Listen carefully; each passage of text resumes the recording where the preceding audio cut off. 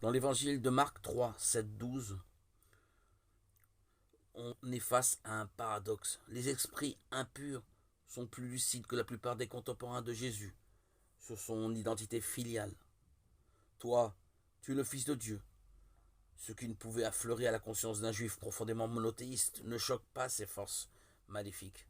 Dans notre monde désenchanté, ne sous-estimons pas leur perspicacité. Restons vigilants dans le discernement des esprits. Seigneur, tu nous as conduits des ténèbres à Jésus. Tu as fait resplendir l'étoile de l'espérance dans notre vie.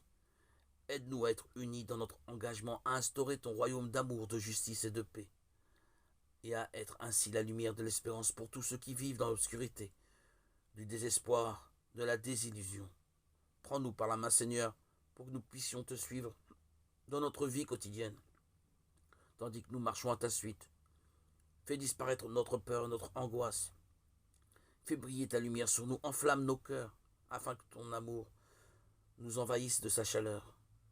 Élève-nous vers toi, toi qui as renoncé à toi-même pour notre salut, afin que notre vie te glorifie, Père, Fils et Saint-Esprit. En Israël, la tradition veut que David ait pu réunir les tribus du nord et du sud, et régner quelque temps sur un royaume uni d'Israël et de Juda. Unité fragile qui ne persistera pas au-delà du règne de son fils Salomon, mais qui restera comme un idéal que Dieu seul pourra réaliser à la fin des temps.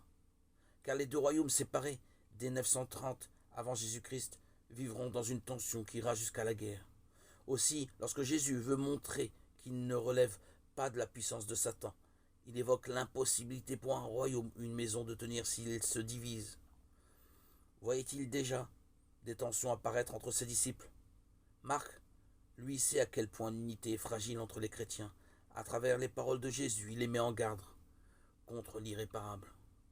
2 Samuel 5, 5. Jésus, dans Marc 3, 22, 30, guérit, prêche, encourage, console.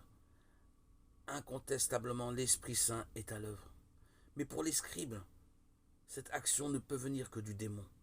Ce qui ne correspond pas à leur vue ne saurait venir de Dieu. Au contraire, le croyant authentique est celui qui s'ouvre à la présence toujours mystérieuse et parfois déstabilisante de l'Esprit Saint. Dans la trame quotidienne de son existence, à travers les petits et grands événements de la vie, il reconnaît le passage de l'Esprit de Dieu.